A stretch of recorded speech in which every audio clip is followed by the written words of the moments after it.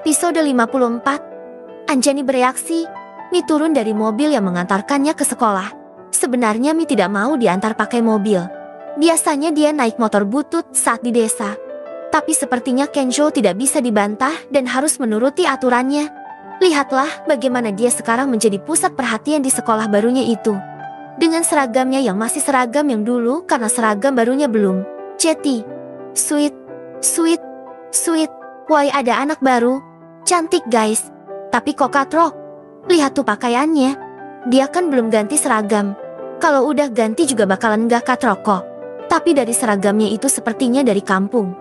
Berarti dia kampungan. Hahaha. Mi menggeram dalam hati. Sebenarnya ingin sekali dia menunjuk satu persatu orang-orang yang telah nyinyiran dia seperti itu. Tapi Mi ingat kalau dia adalah siswa baru dan tidak akan mempermalukan Tuan Kenzo. Biarpun cantik tapi dia kampungan. Gue mah ogah. Gue doyan kok. Biarpun kampungan tapi putih cantik gitu. Elo mah apa-apa doyan. Sebar Mi. Akhirnya Mi memilih tidak memperdulikan ocehan-ocehan yang terdengar di telinganya. Dia tahu kalau pasti akan menjadi bahan olokan di sekolah barunya yang memang sekolahan elit ini. Tapi mungkin ada benarnya jika dia memang terlihat kampungan karena dari seragam sekolahnya saja sudah sangat berbeda. Seragam Mi adalah seragam khas anak-anak SMA di seluruh Indonesia. Sedangkan seragam di sekolah ini sudah taraf internasional seperti seragam anak-anak SMA di Korea ataupun di Jepang. Setiap mata memandang ke arahnya seakan dia seperti hama yang menjijikan. Terlihat dari wajah mereka. Bahkan tidak sedikit yang dengan terang-terangan mengejeknya. Beru kakak, maaf, aku nggak sengaja. Mi menabrak seorang cowok di depannya. Sepertinya dia memang tidak berkonsentrasi karena mendengar ocehan-ocehan tidak bermutu di telinganya. Kalau jalan pakai mata, ujar cowok tersebut kemudian berlalu begitu saja. Wow, Devon barusan ditabrak sama cewek baru. Kampung itu guys. Devon hati-hati nanti kamu kena virus loh. Aduh, Devonku, sini tak semprot disinfektan biar bakterinya mati. Mi mendengar semua suara itu dan menatap ke arah punggung cowok yang tadi dia tabrak. Oh Jeti namanya Devon. Sepertinya dia itu cowok idola di sekolah ini. Tapi sayang sejak awal aku lihat dan menilai dia itu cowok yang sombong dan tidak berperasaan. Batin Mi masih berjalan menuju ke arah gedung di mana ruang kepala sekolah berada.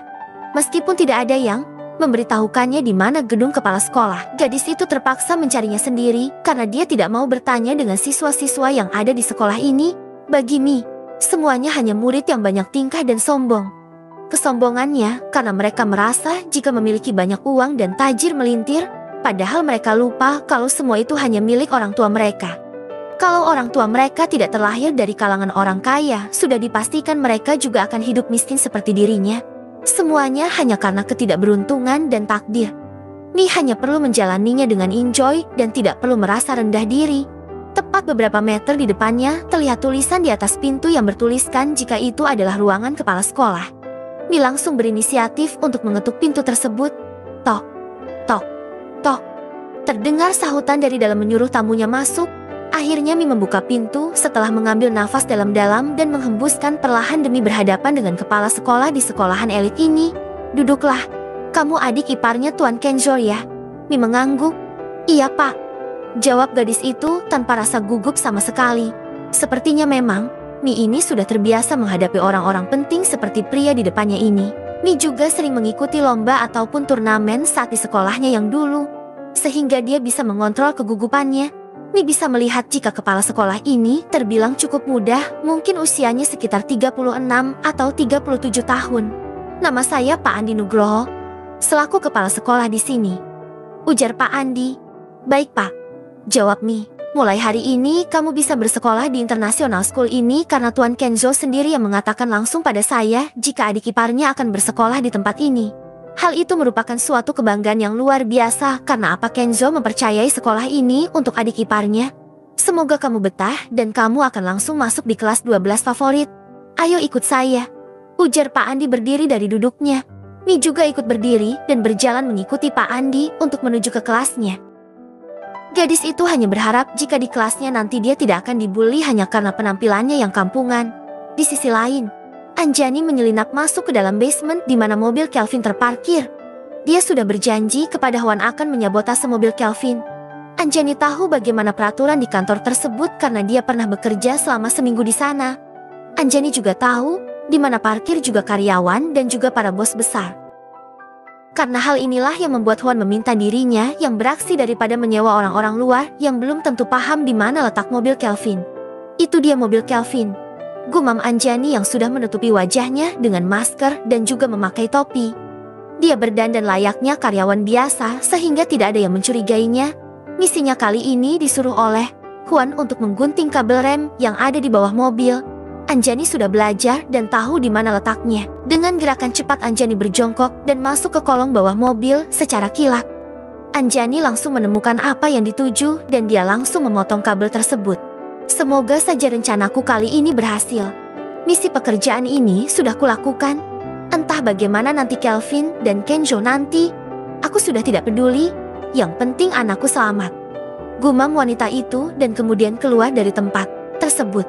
Ternyata Anjani masih harus memantau bagaimana perkembangan pekerjaan yang sudah dia lakukan. Huan meminta Anjani melihat sendiri mobil yang dia sabotase dikemudikan oleh Kelvin dan Kenjo di dalam sana.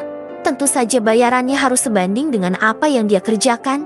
Setelah seharian Anjani menunggu di salah satu warung yang berhadapan dengan kantor Kenjo. Sampai dia memberikan uang kepada sang pemilik warung agar diberikan izin untuk berada di situ sampai sore. Sekitar pukul 4 sore mobil itu keluar dari dalam kantor. Anjani memberikan bukti pada Huan jika mobil Kelvin sudah terlihat keluar.